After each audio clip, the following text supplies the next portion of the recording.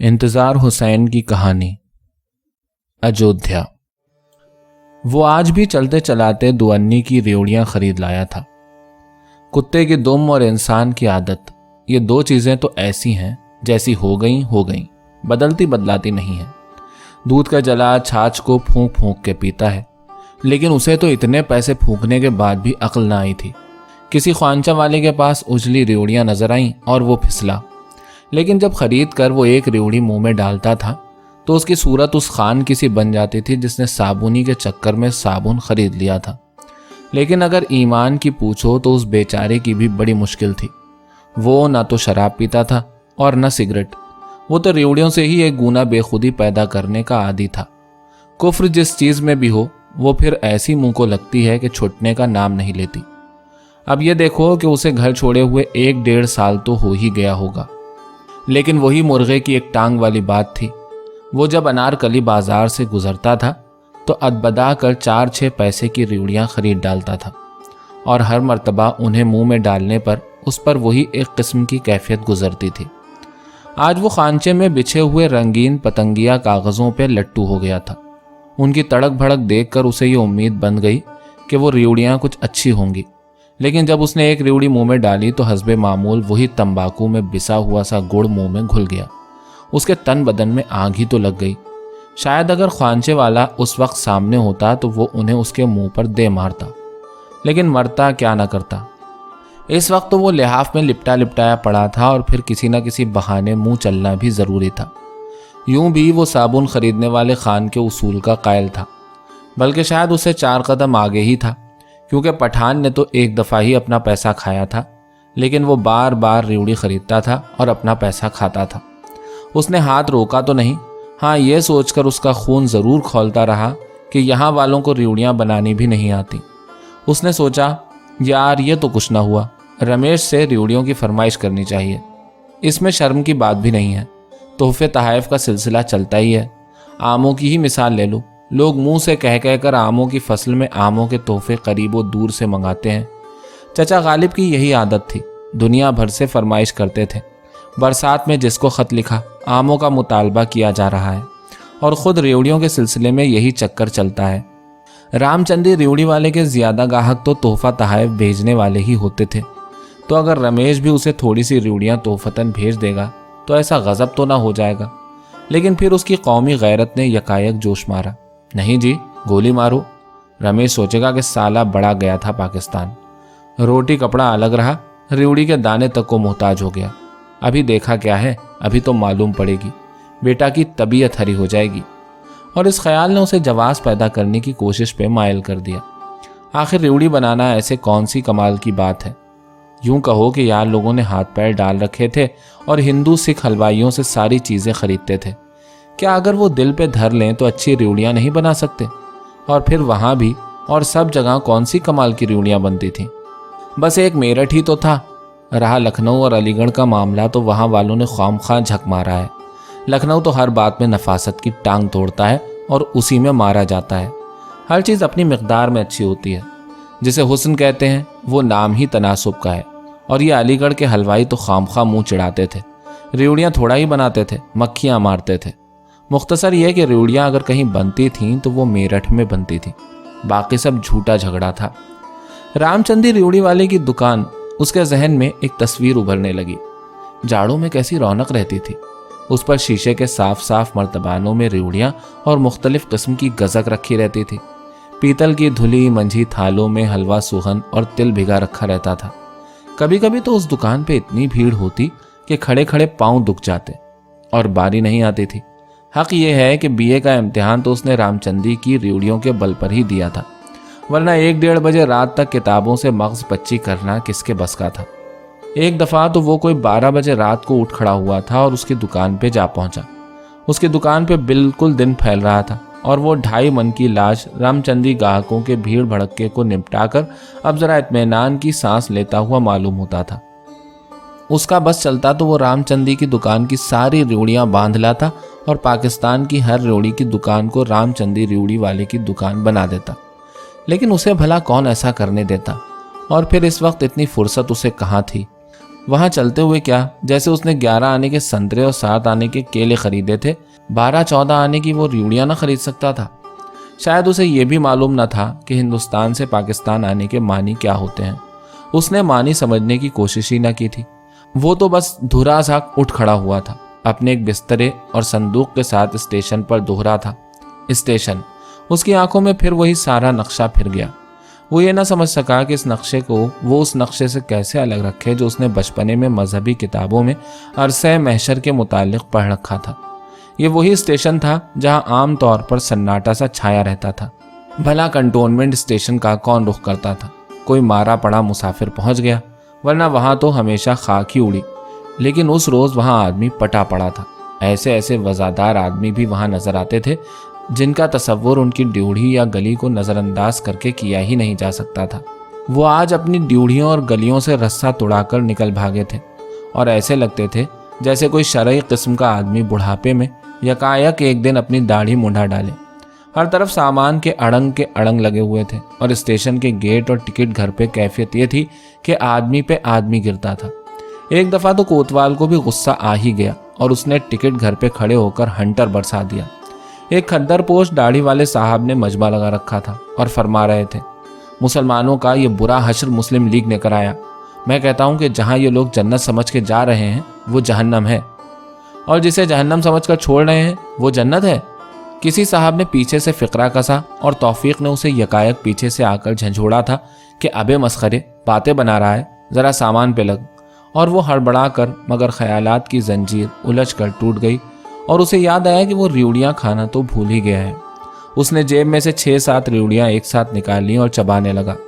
रिवड़ी का गुड़ बार बार दांतों के दरमियान चिपक कर रह जाता। वो सोचने लगा, अजब चमचीचड़ किस्म की रिवड़ियाँ हैं।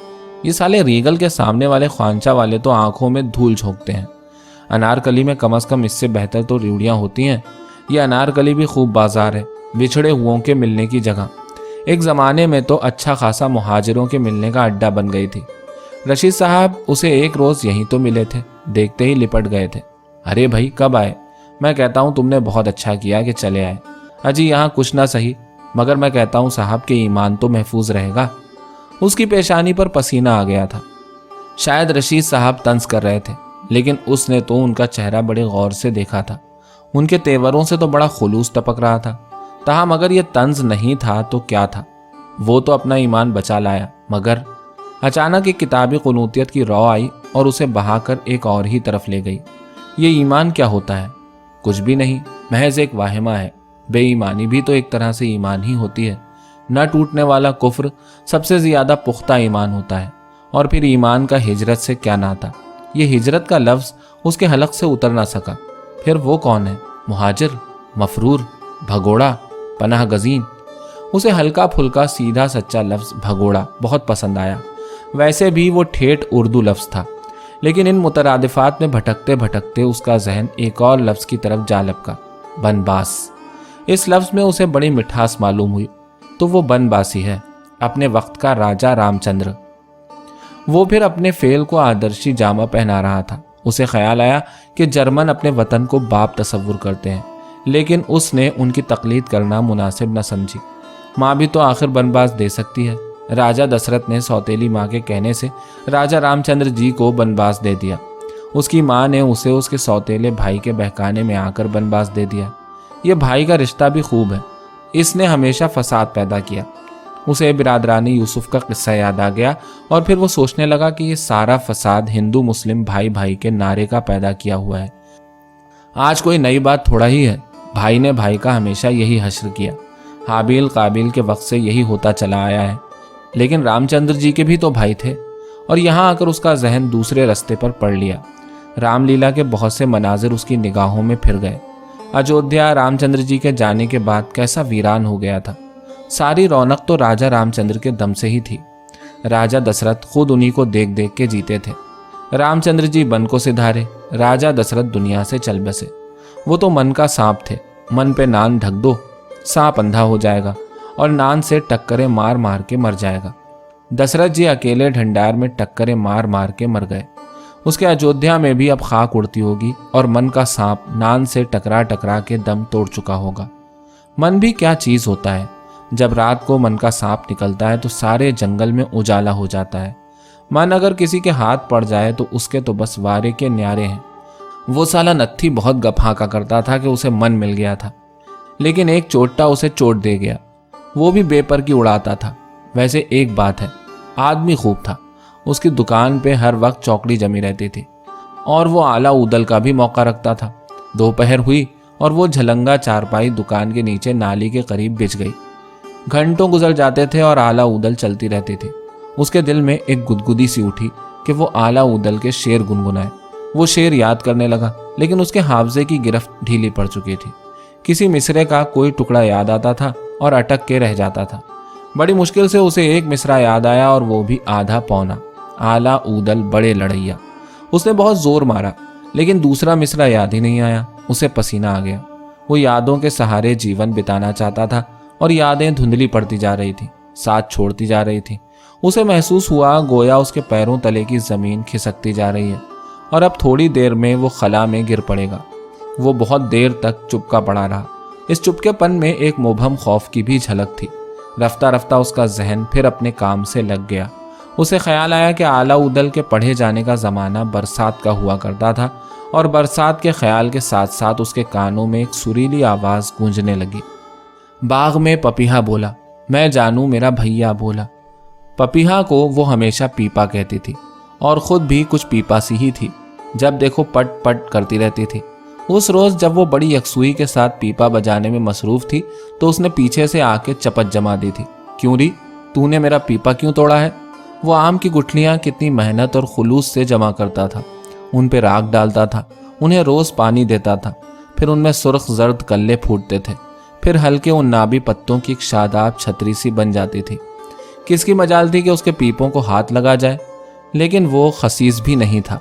तरंग में जब वो आ जाता तो एक छोड़ कई कई पीपे वो लोगों को बख्श डालता था।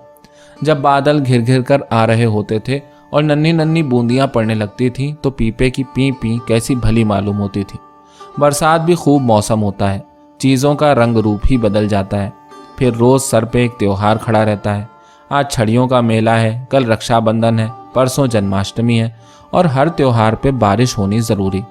जन्माष्टमी पे अगर मेह न बरसा करता तो कन्हैया जी के पोतड़े कैसे धुला करते, और रक्षाबंधन पे मेह पड़े और फिर पड़े, ख्वाह एक बूंद ही पड़े।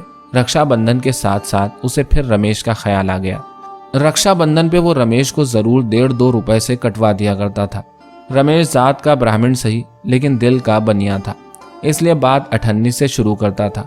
लेकिन जब वो एक दफ़ा हलवाई की दुकान पे आ जाता था तो फिर वो रमेश को ऐसे अड़ंगे पे लाके मारता था कि 1.5-2 रुपए पे भी मुश्किल से ही छोड़ता था। जब वो उसके घर पहुंचता था तो बिमला उसकी कलाई में राखी बांध दिया करती थी। वैसे राखी होती ही क्या है, चंद रेशमी धागे और सुनहरी पन्नियाँ, लेकिन जब वो कलाई पे बन जाती है तो फिर देखो आदमी क्या से क्या बन जाता है।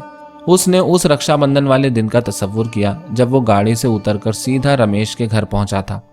बिमला ने उसके राखी बांधी थी। वो और रमेश शाम तक सजे हुए बाजारों और गलियों के चक्कर काटते रहे और मुख्तलिफ दुकानों पर रुक रुक के मिठाई भी उड़ाई थी, लेकिन वो उस दुकान का कोई चमकता हुआ तसव्वुर कायम न कर सका। उसे वो दिन ख्वाब आलूद धुंधलकों में लिपटा हुआ सा दिखाई दिया। उसे ऐसा महसूस हुआ गोया वो कोई शीरीं ख्वाब है जिसे वो 1000 कोशिश के बावजूद भूलता चला जा रहा है, या पिछले जन्म के किसी वाक़े का एक ख्याल है जिसकी खुशबू उड़ती जा रही है। उसकी ज़िंदगी का सहारा ले दे के चंद एक यादें रह गई थी, और ये यादें चुपचाप एक एक करके खिसकती जा रही थीं। शायद उसे वाज़ह तौर पर यह भी याद न रहा था कि मेरठ की रियोड़ियों का मज़ा कैसा होता है। बस एक ख्याल सा था। उस ख्याल के बल पर वो इजहार ख्याल करता था। उसे याद आया कि खुद उसके कस्बे के हलवाई तो अलीगढ़ स्कूल के हल्क़े असर में थे। वही अलीगढ़ के तर्ज की छोटी छोटी गोल गोल भुरभुरी रियोड़ियाँ बनाते थे, लेकिन वो खुद मेरठ की रियोड़ियों का रसिया था और उस स्कूल के सबसे बड़े नुमाइंदे रामचंदी की रियोड़ियों पर जान देता था। उन रियोड़ियों से रमेश की न मालूम कितनी यादें वाबस्ता थीं। वो रमेश रियोड़ियाँ, लेकिन अब यह तसलीस बिखर गई थी। उससे रमेश और रियोड़ियाँ दोनों छुट गए थे। रमेश के पास रियोड़ियाँ रह गई थी और वो अलग हो गया था। अब वो रियोड़ियाँ नहीं खाता, अपना पैसा खाता है। रमेश अब रियोड़ियाँ कटकता नहीं होगा, जहर मार करता होगा। रमेश के साथ मिलकर भी वो कैसी अजीब अजीब हरकतें कर डालता था। वैसे तो हमेशा उसकी रोनी सूरत बनी रहती थी, लेकिन जब रमेश 1-2 दिन की छुट्टी लेकर दिल्ली से आ जाता था तो वो बिल्कुल केचली बदल लेता था। उसके साथ तो वो उस रोज रिवड़ियां कटकता हुआ माता मोहल्ले में से गुजर रहा था। एक लड़की चौबारे में खड़ी उन्हें यूं ही देख रही थी। उसने एक रिवड़ी उसे दिखाकर गप से मुंह में डाल ली थी। उसके सटपटा कर भाग जाने की तस्वीर उसकी आंखों में फिर गई और वो बेसाख्ता ठट्टा मार के हंस पड़ा। फिर यह हंसी रफ्ता रफ्ता एक उदासी की कैफियत में बदल गई। क्या जमाना था वो भी, वो सोचने लगा। अब वो दिन काहे को लौट कर आएंगे। ये जमाना भी अजीब बेहंगम किस्म की चीज है।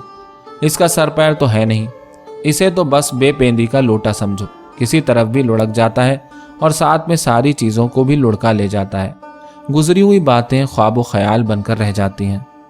रमेश की बातें सोचते सोचते उसे महसूस हुआ कि गोया वो किसी बादशाह की भूली बिसरी कहानी है जो उसने बचपन में नानी अम्मा से सुनी थी और जिसे याद करने की कोशिश कर रहा है।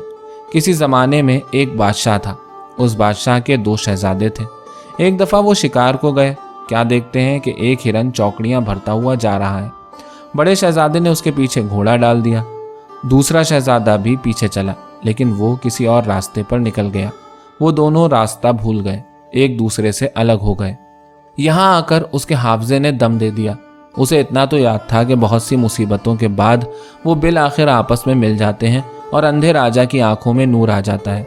लेकिन कब मिले, कैसे मिले, ये उसे बिल्कुल याद नहीं आया। उसे कहानी का आगाज याद था, अंजाम वो भूल गया था। अंजाम याद रखने की ज़रूरत भी क्या है, वो सोचने लगा। आजकल कहानियों का अंजाम भी निराला होता है। अब शहजादे बिछड़ जाते हैं, मिलते नहीं हैं। पहले बादशाह रोते रोते अंधे हो जाया करते थे और फिर उनके खोए हुए लाल मिल जाया करते थे और उनकी आंखों में नूर आ जाया करता था। अब शहजादे घर से निकल जाते हैं और बादशाह रोते रोते अंधे हो जाते हैं और फिर मर जाते हैं और शहजादे नहीं पलटते और महल खंडर बन जाते हैं और खंडरों में जिन भूत रहने लगते हैं। और फिर उसे रामचंद्र जी की कहानी याद आ गई।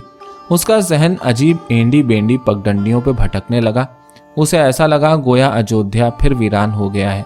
रामचंद्र जी बन को निकल गए हैं और राजा दशरथ इस गम में दुनिया से सिधार गए हैं और सारे अयोध्या में अंधेरा पड़ा है। लेकिन उसके ख्याल ने पटरी बदली। अयोध्या के दिन 14 बरस बाद फिरे थे और अब उसका तसव्वुर धुंधला गया। गोया एक लॉरी तेजी से उसके पास से गुजर गई और वो गर्द में इस बुरी तरह अट गया कि सिवाय एक मटियालेपन के उसे कुछ दिखाई न देता था। उसका हाथ फिर रेवड़ियों की तरफ बढ़ना चाहता था, लेकिन जुम्बिश न कर सका। उसका हाथ एक जगह रखे रखे सो गया था। उसने एक थोड़ी सी कोशिश से उसे जुम्बिश दी और एक मीठी मीठी गुदगुदी पैदा कर देने वाली सरसराहट उसकी रगों नसों में तैरने लगी। सोचते सोचते वो कुछ थक सा गया था। उसने टांगों को सीधा करके अकड़ा लिया और फिर करवट लेते हुए एक लंबी सी जमाई ली। उसकी जिंदगी में उसने सोचा, अब रह ही क्या गया है। यादें और जमाइयाँ। यादें धुंधली पड़ती जा रही हैं और जमाइयाँ तवील होती जा रही हैं। उसके दिल में जो एक बूंद लहू की नजर आती थी वो सुकड़ रही थी, मादूम हो रही थी। उसे ऐसा मालूम हुआ गोया उसका मुस्तकबिल एक तवील बेकैफ जमाई है। इस एहसास से सहम कर उसने फिर एक बार अपने हाफजे को झंझोड़ा। कई तस्वीरें एक साथ उभरी और आपस में मुतसादिम होकर गड़बड़ हो गईं। उसने किसी शाम का तसव्वुर करना चाहा जो उसने रमेश के साथ गुजारी हो, लेकिन ये शामें एक तो थीं बहुत कसीर तादाद में और फिर पतंग के मांझे की तरह आपस में उलझी हुई थी। उसने मांझे को सुलझाने की बहुत कोशिश की, लेकिन वो तो बेतरह उलझा हुआ था। और तो और खुद रमेश के चेहरे के खुतूत अब उसके तसव्वुर में ऐसे बहुत वाज़ेह नहीं रहे थे। उसे ये वसवसा सताने लगा कि रमेश अब उससे चुपचाप दूर होता चला जा रहा है।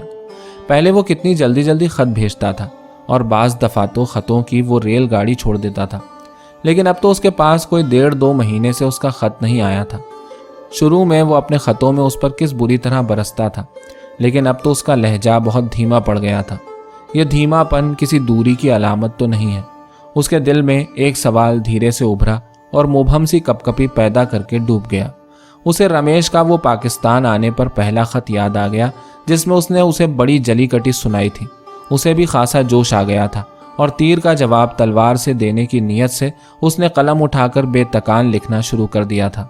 मगर 4-6 तंजिया फ़िक्रे लिख के उसका कलम रुक गया था। ये बात नहीं है कि इस किस्म के तानामेज़ फ़िक्रे वो और नहीं लिख सकता था। मांग तांग कर वो एक वक्त की हंडिया का तो इंतज़ाम कर ही सकता था, लेकिन वो किसी बात पर जम कब सकता था। वो तो निरा थाली का बैंगन था, लेकिन वो जवाब पेश करने में बहुत मर्द था। आदमी है ही थाली का बैंगन, होगी जमीन गोल, वैसे वो दिखाई तो थाली की तरह चपटी ही पड़ती है। कोई एक बात पकड़ लेना और उसे अकीदा बना लेना तो जहनी जमूद की निशानी है। ये तो गोया ज़मीन की गर्दिश है, कुश्तम कुश्ता करना है। लेकिन एक मुखालिफ लहर उभरी। ये बात भी तो एक अकीदा ही हुई। उसका जहन मुनाजरे का मैदान बनता जा रहा था, लेकिन वो रस्सा तुड़ाकर भाग छुटा। उसने हठ धर्मी के अंदाज में सोचा कि मारो गोली, जो लोग लट्ठे को खड़ा किया खड़ा है किस्म की चीज़ बनना चाहते हैं, शौक से बने। लट छोड़ कुतुब मीनार बने उसकी बला से। वो तो थाली का बैंगन है। अकीदे वालों को अकीदे की दुम मुबारक, वो तो लंडूरा ही भला है। और इस बहस से छुटकारा पा के उसने सोचना शुरू किया कि वो क्या सोच रहा था, आखिर बात कहाँ से चली थी और ये थाली का बैंगन बीच में कैसे लुढ़क आया। सोचते सोचते उसे याद आया कि बात कुछ रमेश से मुताल्लिक थी, लेकिन रमेश का थाली के बैंगन से क्या वास्ता। ये तो वो बात हुई कि कहीं की ईंट कहीं का रोड़ा, भानमती ने कुंभा जोड़ा। रमेश, थाली का बैंगन, आखिर क्या रब्त है इन दोनों बातों में। उसे यकायक ख्याल आया कि वो खुद जो थाली का बैंगन है, इसलिए रमेश का थाली के बैंगन से ताल्लुक हुआ। और अब उसे याद आया कि वो दर हकीकत इसी ताल्लुक के बारे में सोच रहा था। वो सोच रहा था कि रमेश से उसका क्या ताल्लुक रह गया है। रमेश उसे महीनों खत के पुर्जे से भी याद नहीं करता और ख़ुद उसे अब रमेश की सूरत भी शायद अच्छी तरह याद नहीं रही है। गलत, उसने फतवा लगाया। और कोई होता तो खैर मान भी लिया जाता, लेकिन रमेश को वो कैसे भूल सकता था। आखिर कौन सी बात है जो उसे याद नहीं है। और अपनी बात की पच में वो एक दफ़ा फिर अपने हाफजे से कुश्तम कुश्ता करने लगा। धुंध में लिपटी हुई कई तस्वीरें उसकी निगाहों के सामने आईं और गुम हो गईं। उसकी कैफियत तो कुछ ऐसी हो रही थी गोया बिल में अधघुसे सांप की दुम पकड़ ले और वो दुम फिसल कर सटाक से गायब हो जाए। उस पर फिर अफसुर्दगी किसी कैफियत तारी हो गई। आखिर यादों का क्या एतबार, वक्त पड़ने पर तो ऐसी सटकती हैं कि दूर दूर तक उनकी सूरत नज़र नहीं आती। यादें तो 4 दिन की चांदनी होती हैं, फिर गायब हो जाती हैं। आदमी का फिर अपनी रूह की उसी भाएं भाएं करती हुई अंधेरी रात ही से पाला पड़ता है। रामचंद्र जी बन को सिधारते हैं और अयोध्या में अंधेरा हो जाता है। आदमी की रूह तो अयोध्या होती है, उसकी रौनक तो दूसरे के हाथ है और ये दूसरे वफा नहीं करते। अयोध्या की तकरीब से उसे रामलीला के दिन याद आ गए। उसका जहन उस दशहरे की तरफ मुंतकिल हो गया जो उसने आखिरी बार रमेश के साथ गुजारा था। वो दशहरा भी उसके जहन में पूरी तस्वीर उभर आई थी। अजब रंग का आया था, उसका तौर ही बेतौर था। सारी फिजा में एक वहशत, एक डरावनेपन की कैफियत बसी हुई थी। वैसे आदमी इस मर्तबा भी कुछ कम न थे। बाजार से लेकर मेले तक तांगों, बग्घियों और छक्कड़ों की लेन डोरी लगी हुई थी, लेकिन फिर भी खपच्चियों के उस ऊंचे दरवाजे में घुसते हुए उसने वाज़ह तौर पर यह महसूस कर लिया था कि पिछले साल वाला मेला नहीं है। इसमें से कोई चीज़ गुम हो गई है। मेले का एक चक्कर काटने के बाद उसे इस बात का भी पता चल गया था कि पूरे मेले में वो अकेला इस खोई हुई चीज़ की नुमाइंदगी कर रहा है। चक्कर काटते काटते रमेश यकायक चौंक पड़ा था। अबे किशन कहाँ गया? और फिर वो उसे शामियाने के नीचे खड़ा करके ढूंढता ढूंढता ना मालूम किधर निकल गया था। वो वहाँ काफ़ी देर तक खड़ा रहा था। दूर खपच्चियों के 3 देव कामत ढांचे खड़े थे, गर्दन तक काले सियाह, कानों में बड़े बड़े पन्नी में मंढे हुए बाले, काली लंबी लंबी मूंछें, एक हाथ में तलवार दूसरे में ढाल। ये वही रस्मी किस्म के ढांचे थे जिन्हें वो बचपन से देखता चला आया था और जिन्हें देखकर उसका तखय्युल माजी की पुरस्रार फिजा में डूबी हुई पगडंडियों पर बहक निकलता था। लेकिन आज खौफ की एक मुबहम नन्ही मुन्नी लहर उसके दिल में सरसरा रही थी। भीड़ इतनी थी कि कई चक्कर काटने के बावजूद उन्हें वो जर्द पोश, जर्द रूह जिंदा शबीहें नजर न आईं, जो उन भयानक ढांचों से पैदा होने वाले तासुर को अपनी हदों से आगे नहीं बढ़ने देती। और यहाँ खड़े खड़े जब उसे किशन के खो जाने का ख्याल आया तो वो सोचने लगा कि अगर ये भीड़ उसे भी निगल जाए तो। और इतने में रमेश आ गया था। चल भाई, किशन तो मिला नहीं। वो खामोश सर न्योढ़ाए घर पहुंचे थे, लेकिन घर पे किशन मौजूद था और अपने ताऊ की गोद में बैठा पूछ रहा था, ताऊ रे, राजा ने शहजादे की आंखों से रुमाल छुआया था ना, तो उसमें क्या था जो राजा को टीपने लगा? और अब वो खुद सोच रहा था कि उस रुमाल में क्या था। ये सवाल उसके ख्यालात की जंजीर में कुछ इस आड़े तिरछे तरीके से अटका कि वो जंजीर ही टूट गई। वो सोचते सोचते अब तकरीबन बिल्कुल थक गया था। उसका हाथ सर के नीचे रखे रखे फिर सो गया था और जब उसने हाथ को जुम्बिश दी तो फिर वही नन्ही मुन्नी लहरें उसकी रगों नसों में तैरने लगी। उसका दिमाग खाली हो गया था। शायद सोचने के लिए फिलहाल उसके पास कुछ बाकी न रहा था, लेकिन एक ख्याल धुंध की परछाई की तरह अब भी उसके जहन पर मंडलाए जा रहा था। गोया रामचंद्र जी वन को चले गए हैं, अयोध्या में अंधेरा पड़ा है और राजा दशरथ इस गम में दुनिया से सिधार गए हैं।